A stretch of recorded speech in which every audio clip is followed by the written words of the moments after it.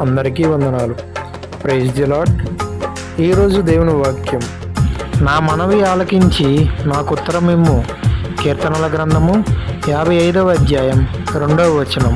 సర్వోన్నతుడా నీవే నాకు ఆశ్రయ దుర్గము, ఎవ్వరు లేరు నాకు ఇలలో, ఎవ్వరు లేరు నాకు ఇలలో, ఆదరణ నీవే